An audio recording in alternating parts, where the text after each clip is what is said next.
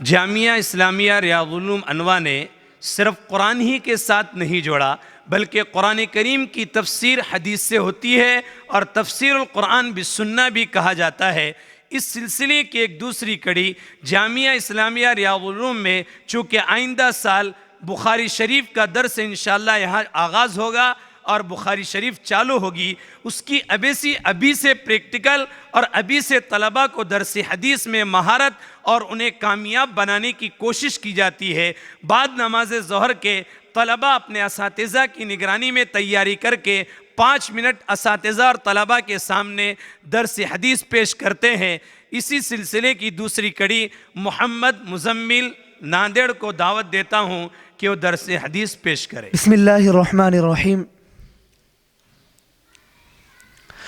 وعن البراء بن عازب رضی اللہ عنہ قال قال رسول اللہ صلی اللہ علیہ وسلم زینوا القرآن بأصواتکم، رواه احمد وابو داود وابن ماجہ۔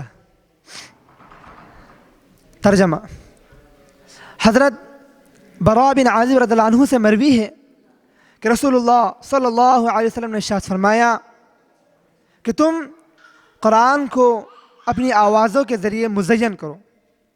اس حدیث کو امام احمد، ابو داود اور ابن ماجہ نے روایت کیا۔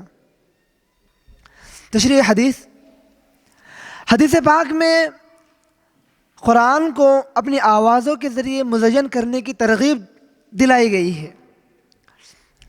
زینت سے مراد قرآن کو تجوید، ترتیل اور آواز کی نرمی اور لطافت کے ساتھ پڑھنا۔ چنانچہ آپ صلی اللہ علیہ وسلم سے دریافت کیا گیا کہ اچھی آواز سے پڑھنے میں کون سا شخص سب سے زیادہ افضل ہے؟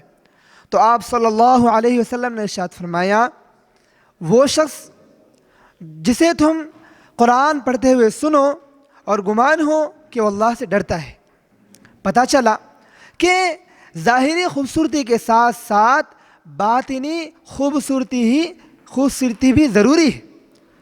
چنانچہ ایک مرتبہ آپ صلی اللہ علیہ وسلم نے فرمایا، قرب قیامت میں چند ایسے لوگ آئیں گے جو قرآن کو تیروں کے سیدھا کرنے کی طرح سیدھا کریں گے، یعنی وہ لوگ قرآن کو خوب تجوید ترتیل سے پڑھیں گے، لیکن اس سے ان کی مراد دنیا طلبی ہوں گی، اس لیے آخرت میں ان کے لیے خسارہ ہوگا۔ اس لیے ہم تمام کے لیے ضروری ہے کہ ہم ظاہری خوبصورتی کے ساتھ ساتھ باطنی خوبصورتی کا بھی خیال رکھیں۔ اسی طرح ایک حدیث پر ایک اشکال یوں ہے کہ حدیث پاک میں کہا گیا کہ زینوا القرآن باصواتکم، کہ قرآن کو اپنی آوازوں کے ذریعے مزین کرو۔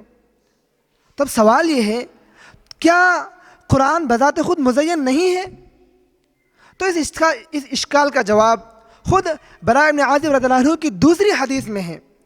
آپ فرماتے ہیں کہ آپ صلی اللہ علیہ وسلم نے ارشاد فرمایا، احسن القرآن باصواتکم فإن حسن الصوت یزید القرآن حسنا، کہ تم اپنی آوازوں کے ذریعے قرآن کو مزین کرو کہ اچھی آواز سے قرآن پڑھنے قرآن کے حسن کو بڑھا دیتا ہے۔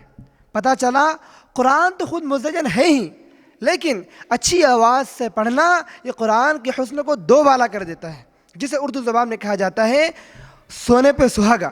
اس لیے ہم تمام کو چاہیے کہ ہم ظاہری طور پر بھی قرآن کو تجوید، ترتیل اور آواز کی نرم لطافت کے ساتھ پڑھنے کی کوشش کریں۔ اسی طرح باطنی طور پر بھی خشیت الہی، اللہ کے ڈر اور خوف معانی کا استحضار کرتے ہوئے قرآن پاک کی تلاوت کریں۔ اللہ تعالیٰ ہم تمام کو عمل کرنے کی توفیق عطا فرمائے۔ وما توفیقی الا باللہ۔ ہے ہند میں انوکھا مرکز تحفظ دین، یہ دین کا ترجمہ ہے مرکز تحفظ دین۔